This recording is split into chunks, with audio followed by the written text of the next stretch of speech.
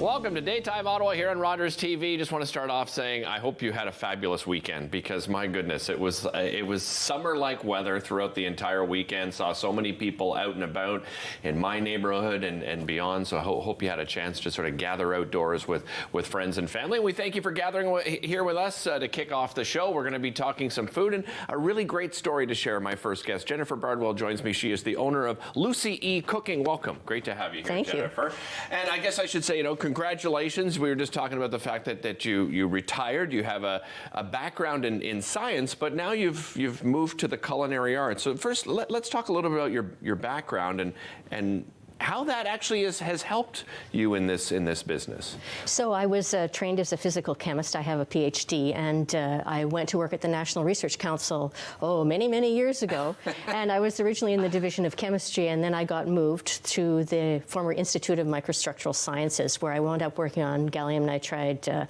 power transistors, which was a bit of a change for me. But after a while, I sort of decided, is this all there is? And I'd always loved cooking, so I took a slightly early retirement, and I went to Algonquin College and took the culinary management program, which was a really good decision.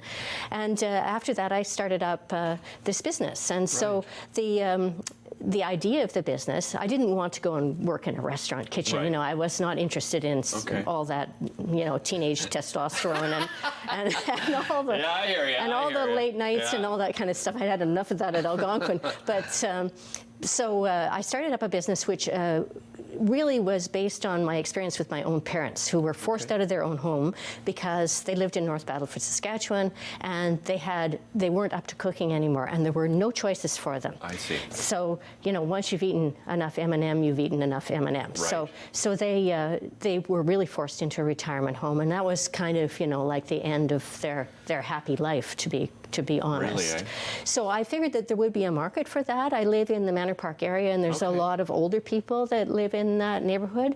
So most of my business is aimed at frozen meals, primarily for seniors, but also just for people who are sick and tired of cooking. I have a lot of customers who just really they're not interested in cooking anymore, and so they just use my frozen dinners as a break once a week or something like that. Nice. Take me back to, you said you've always loved cooking. Well, where did that come into your life? Was it something your own mother or your father? Yeah, my mother was a very good cook.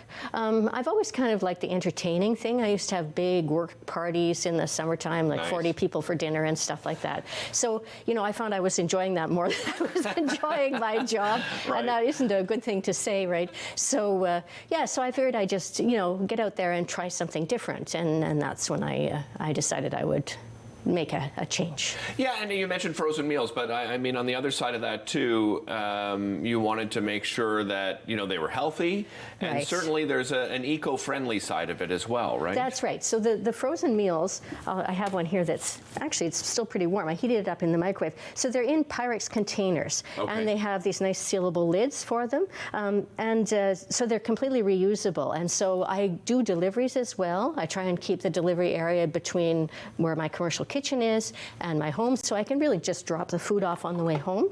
And so, the people collect all the empty containers, and when I come back with their next order, I just pick up the empties and reuse them. So these are very nice quality Pyrex containers, and the really nice thing about them is that they can be heated in the microwave or the oven, because a lot of seniors don't have a microwave or don't like microwaves or whatever it is. Yeah, of course. So this is one example that I've brought in today. It smells, by the way, absolutely amazing. It does smell absolutely amazing. Great. It's one of my most popular dishes. So tell me what's in this dish again? So this is a beef stew. It has brandy and mustard in it, and it's got carrots and mushrooms inside the beef stew. So it's a complete meal, and it's served just with converted rice. So all of my meals have a starch, a protein, and a vegetable of some kind. So the idea is that you're meant to be able to survive entirely on these meals. And I have had clients who've eaten exclusively my meals, very old people who I've kept in their homes for longer than and that's, I think that's the most important thing of what you're talking about right now. And, you look at that field in general, most people want to stay at home as long as humanly possible. Absolutely. And this is one of the ways you can do that. People are getting, perhaps people coming and helping them with the cleaning. And this is another way, to help keep somebody in their home. There's no doubt. Right. Yeah. And I try and make meals that I personally find delicious. I also make some things that people have requested. They're not my favorites, but like shepherd's pie, I'm not a fan of. Okay. But it's a very popular dish. And, people want to eat some comfort food, but they also want to try something different, So absolutely. This is an example of something that's a little bit different. I don't know if you'd like to try some. I'll give it a try, absolutely. So I have a spoon here and a plate. I hope it's hot all the way through. So we'll just give you a little bit of each here. It looks and smells amazing. And if it's not hot enough, we can start over again. Don't you worry about that. And you brought a salad along with you here, I too. did, too. Tell me about that. So another part of the business is that I do a lot of private catering. So chef-prepared meals in your home. And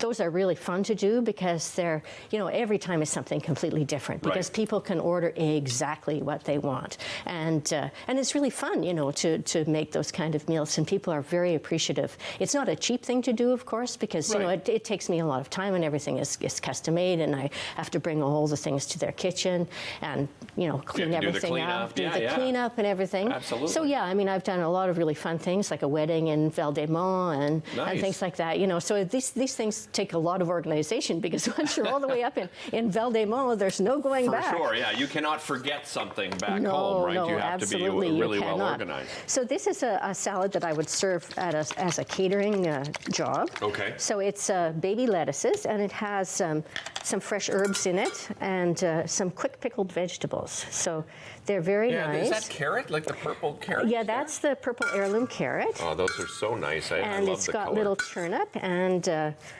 it's got some fresh herbs, and it's got some golden beets in here too. Oh, nice. So I've cut them all up in nice little cute shapes, so we can make this super attractive. Perfect.